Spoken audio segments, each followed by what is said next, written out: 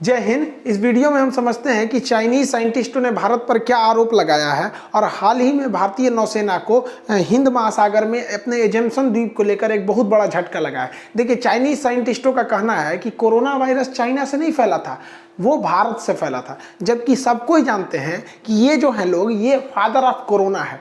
पूरी दुनिया को पता है। आप कहीं भी सर्च कीजिए, चाहे आप गूगल पे सर्च कीजिए, कहीं भी सर्च कीजिए, इवन चाइना के ही नेटवर्क पे सर्च कीजिए, आपको सबसे पहले बताएगा कि भैया इस कोरोना वायरस को सबसे पहले वुहान में पाया गया था और ये वुहान से ही पूरी दुनिया में फैला था। लेकिन चाइना के साइंटिस्टों ने कहा है कि ये गर्मियों के सीजन में भारत का एरिया में फैला था। मतलब ये इस साइड में इनका इंडिकेशन है कि भारत का ये वाला जो एरिया है ना, पश्चिम उत्तर वाला एरिया, यहाँ से फैला था, क्योंकि यहाँ गर्मी पड़ने की वजह से कुछ म्यूटेशन हुआ और जानवरों में एक जानवर दूसरे जानवर को मतलब आपस में लड़ाई हुई, उस वजह से कुछ म्यूटेशन हुआ जिससे आदमी में फैला और वो पूरा इस तरह से मतलब एशिया के साउथ वाले पार्ट से ही ये फैला था। क्यों? उस पे से चाइना का एक लॉजिक क्या है कि यहाँ पे जो मतलब जनसंख्या का घनत्व ज़्यादा, इस वजह से यहाँ फैला था।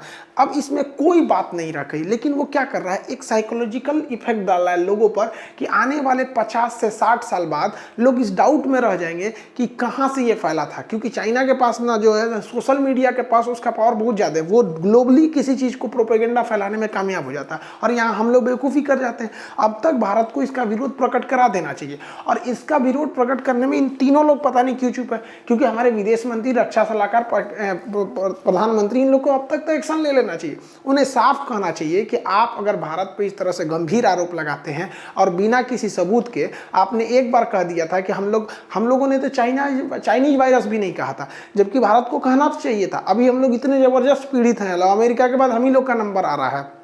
वो थोड़ी सी उम्मीद जगी है कि कोरोना वायरस की वैक्सीन बन गई है, तो अभी तक इन लोगों ने नहीं किया। इन लोगों को तो तुरंत भारत को जो ऐप्स वगैरह बंद कर रहा है ना, कुछ भयंकर चीज़ जिसमें देखिए बहुत भयानक घाटा लग रहा है, उसी को बंद कर दीजिए और कहिए कि तुमने हमारे, या तो माफ़ी मांगो नहीं तो भूख। तो ऐसा थोड़ी है कि हम मंदिर का घंटा है को कोई बजा के चल जाएगा। देखिए, मिजाज में कुछ सख्ती भी जरूरी है, वरना लोग पी जाते हैं। अगर समुंदर खारा ना होता, हम लोग जो चुपचाप रह गए ना, इसी का नतीजा है। और अभी से हम लोग को तो टारगेट बना के रखना चाहिए। चाइना में देखिएगा क्या हुआ था। हम आपको आज से 15 साल पहले की बात बता रहे हैं, 2008 की बात बता रहे हैं, 15 नहीं लगभग 12 साल हो गए, कि यूरोपीय यूनियन वालों ने क्या किया था, एक नियम बनाया था। उन लोगों का कहना था, यूरोपीय यूनियन लोगों का, कि जो भी हवाई जहाज यूरोप में एंट्री करेंगे तो उनका जो धुआं होता है ना, उसमें नाइट्रोजन के पोल्यूशन होते हैं, तो उसके लिए वो लोग चार्ज करेंगे।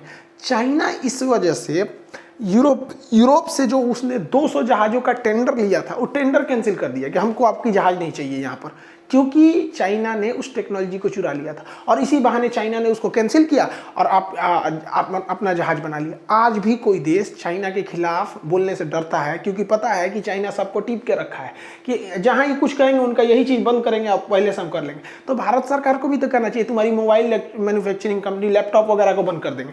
और भारत के पास बहाना भी है, क्योंकि जो भी सूचना फैलती है, गलत जानकारी, या तो आपके लैपटॉप के थ्रू आएगी, उसमें चलाएंगे, या तो मोबाइल पे आएगा। ऐसे थोड़ी आ जाएगा यहाँ पे चाइना बोल दिया है। इन्हीं दो जगहों पे तो आप सर्च करते हैं, ये सोशल मीडिया पे ही फैलाया जाता है। और जो टीवी वगैरह पे है तो उस पर तो न्यूज़ थोड़ा सा, हर देश की मीडिया अपने हिसाब से खबर दिखाती है। तो भारत को इस तरह से करना चाहिए, वरना मिसयूज बहुत ज़्यादा हो जाएगा। छोड़ देने पर ना सब लोग चढ़ जाते हैं। हम आपको छोटा सा एग्जाम्पल दिखाते हैं। कुछ लोग हमारे वीडियो को थोड़ा थोड़ा कट कर लगा देते थे, हम भी थोड़ा दया दिखा देते थे कि चलो यार, कोरोना ने बहुत लोगों को बेरोजगार दिया, कम से कम इन लोग का 2-4 पैसा कमा लेंगे तो इन लोग का रोजी रोटी चल जाएगा। लेकिन कुछ लोग इतने मन बढ़ गए कि साले हमारा थंबनेल कॉपी कर लिए, देखिए यहाँ पर, और इतना भद्दा इमेज लगा दिए। लोगों को क्या लगता है कि सर का इमेज इधर ही लगा रहता है और यही हमारी, यही मतलब ये मेनली तो वही इमेज रहता है मेरा थंबनेल के लिए। और देखिए उल्टा सीधा लिख देते हैं। अब बताइए, इस गधा को किसने मेरा इमेज लगा दिया, नचनिया का फोटो लगा दिया यहाँ पर।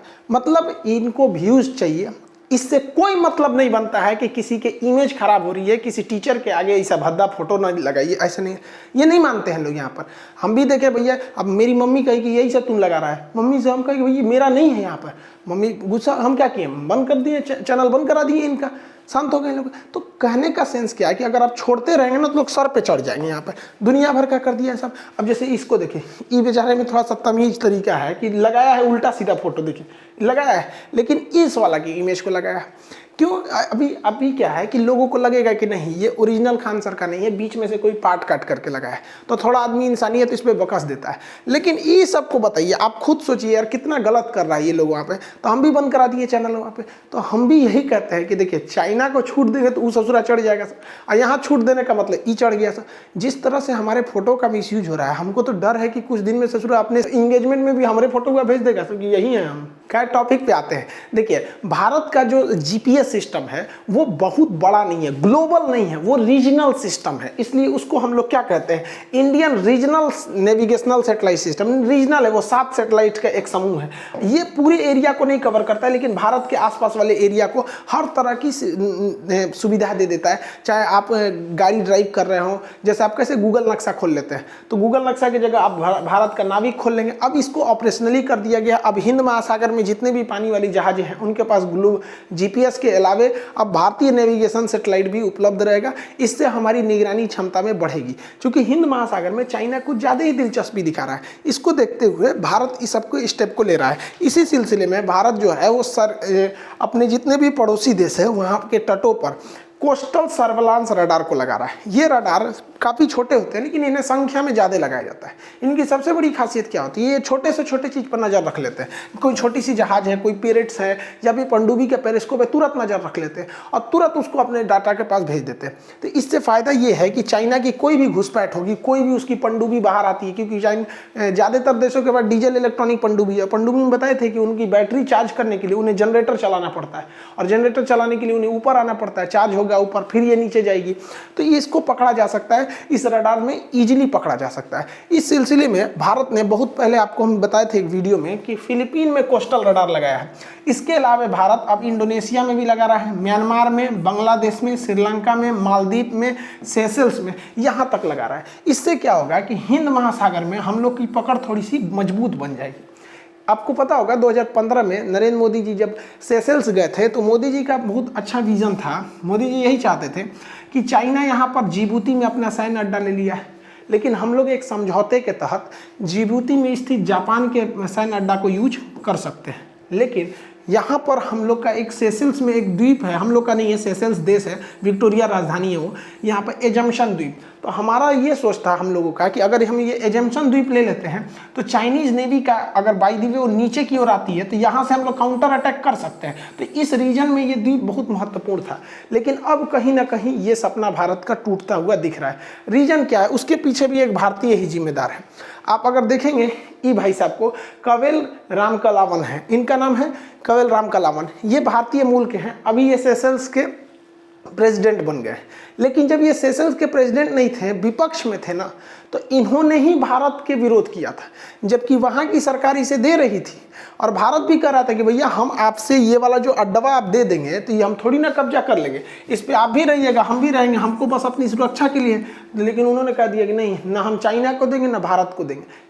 आप सोचिए, ये जो रामकलावन हैं ये विपक्ष में थे तो भारत को अड्डा नहीं दिए, अब तो प्रेसिडेंट हो गए, अब क्या देने वाले हैं। और इनके ऊपर चाइना भी मेहरबान हो गया है। अब चाइना इनके ऊपर फंसाना चाह रहा है, अब इनकी मजबूरी बन चुकी है यहाँ पर। क्योंकि अगर आप ध्यान से देखेंगे तो श्रीलंका और मॉरिशस तो नहीं, सेशल्स, ये दो ऐसे देश हैं जो इंडिया और चाइना के बीच में जो विवाद हुआ है, इन दोनों टसल का बहुत ज़्यादा फ़ायदा उठाया। इनको भारत ने भी लोन माफ़ कर दिया, चाइना ने भी लोन माफ़ किया। चाइना ने यहाँ पर सुप्रीम कोर्ट बना रहा है, तो भारत यहाँ पे कह रहा है कि भैया हम तुमको इंफ्रास्ट्रक्चर प्रोडक्ट दे रहे हैं, हम तुम्हें डॉर्नियर जहाज़ दे रहे हैं, तुम्हें पेट्रोलिंग के लिए पानी वाली जहाज़ें दे रहे हैं, तुम्हें हम कोस्टल रडार दे रहे हैं, कई मिलियन डॉलर का हम तुमको कर्जा दे रहे हैं, तुमको ऐसे पैसा भी दे रहे हैं, क्रेडिट दे रहे हैं कि तुम ऐसा काम करो। तो ये लोग अभी इन दोनों की लड़ाई में बहुत ज़्यादा फ़ायदा कमा रहे हैं। लेकिन हमारे लिए हर हाल में सेशल्स ज़रूरी है। इवन सेशल्स नहीं, हम लोग को हर हाल में अपना एरिया के पास जितने छोटे छोटे द्वीप हैं उनको हम लोग को क्या करना है, आपस में जोड़ के रखना है, क्योंकि आगे जाके ये बहुत काम आएंगे सब। यहाँ पर बात करेंगे गलवान में क्या हो रहा है, तो देखिए गलवान में कुछ भी अभी सिचुएशन है नहीं ठीक ठाक, क्योंकि चाइना ने हल्ला किया था कि डायरेक्ट एनर्जी वेपन मारे हैं, सोच रहा डायरेक्ट एनर्जी वेपन मारे, तुम लोग का बाप को भेज दिया गया वहाँ पर। अब नेवी ने वहाँ पर मार्कोव्स कमांडो की स्पेशल ब्रांच को तैनात कर दिया है 500 लेक के ऊपर। अब ये लोग स्पेशलाइज हैं इसीलिए कि पानी के अंदर ही लड़ाई कर कर सकते। तो पैंगसो लेक के नॉर्दर्न एरिया में चाइना का कब्जा है, साउदर्न एरिया पे हम लोग थोड़ी हाइट पे हैं, लेकिन चाइनीज़ बोट वगैरह जो है सब लोग वो ज़्यादा हैं सब वहाँ पर पैंगसो लेक में, तो कोई दिक्कत नहीं है, बोट वोट उड़ाने के लिए है सब। साथ ही में आपने सुने होंगे कि जो घातक प्लाटून है इन लोग को भी तैनात किया गया था। इसके अलावा अभी जो है वहाँ पर एनएसजी को भी बैकअप में पीछे रखा गया है कि ताकि आपको भी पता है कि एनएसजी बहुत घातक है। एनएसजी और मार्कोव्स भारत के बहुत ही खतरनाक फोर्स है। इससे पहले ही अगर आप भारत में देखेंगे तो स्नाइपर राइफल्स को तो पहले ही तैनात कर दिया गया था, ये घात लगा के हमला करने में रेडी हैं। लेकिन आपको सबको पता है कि भारत और चाइना के बॉर्डर पे समझौते की वजह से हम लोग गन्स का यूज नहीं कर सकते, गोली नहीं चला सकते, इसलिए इसको बैकअप में रखा गया कि अगर 1962 की तरह चाइना अचानक हमला करेगा तो हम लोग को संभलने का मौका नहीं मिला था, लेकिन इस बार हम लोग अच्छे से रिटेलिएट कर सकते हैं। आपको ये बात जानकर ताज्जुब होगी कि अब तक जो भारतीय सेना और उसके अफसर जो वार टाइम में या ऐसे जो ड्रेस पहनते थे, इस ड्रेस का जो कपड़ा आता था, जो फैब्रिक आती थी, वो चाइना से आती थी।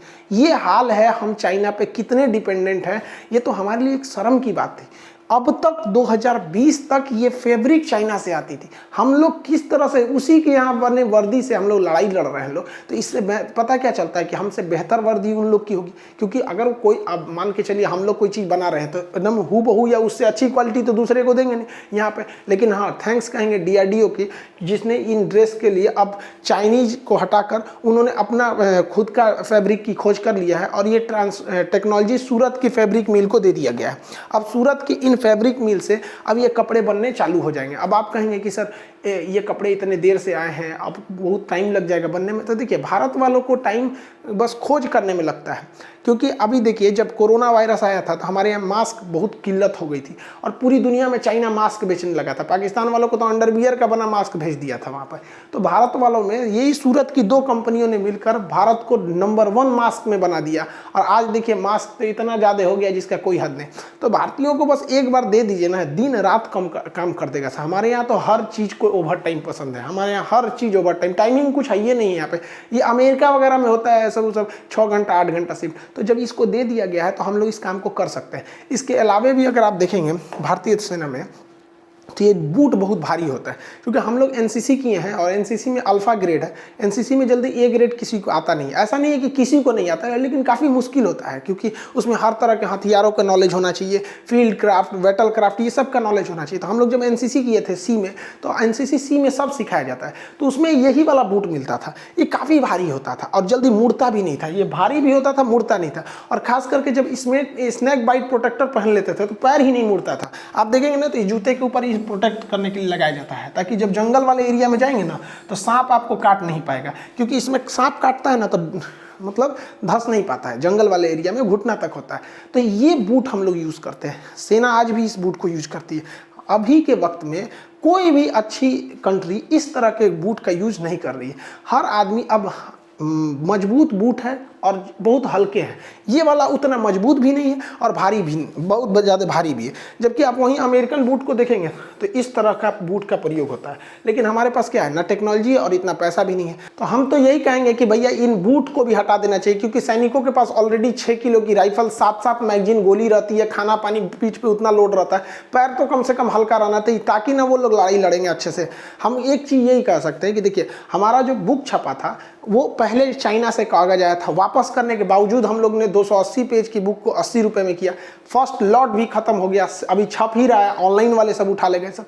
हम आपसे पूछना चाहते हैं कि इस बुक से जो रेवेन्यू आई है इसको हम कहाँ दे दें। देखिए, हमें इससे जो भी पैसे आया नहीं रखना है हमको। अब आप जहाँ बोलिएगा हम उसको डोनेट कर डालेंगे यहाँ पर। अब ये बुक सबसे पहले तो ऑनलाइन वाले सब उठा लेंगे सर, इसके एक अलग वीडियो बनाएंगे कि भैया इसके, अब हम आपसे पोल करके पूछेंगे कि आप जहाँ बोलिएगा हम वो पैसे को वहाँ पे डोनेट कर देंगे। यहाँ पे भले बुक लिखे हम ही हैं, मतलब पैसे वो एक तरह से कहिए तो आप लोगों ने खरीदा तो उसकी रॉयल्टी मेरे पास आती है, लेकिन हम चाहते हैं कि उसको सेना को हैंड ओवर कर दिया जाए, क्योंकि भाई वो हैं तो ही हम लोग हैं। इसके लिए हम एक नेक्स्ट वीडियो बनाएंगे जिसमें हम आपसे पूछेंगे, आप बताइएगा कि इस बुक से जो रेवेन्यू आई है मेरे पास, जो रॉयल्टी आई है, उसको हम कहाँ दे दें। समझ में आ गया? मिलेंगे नेक्स्ट क्लास में। जय हिंद।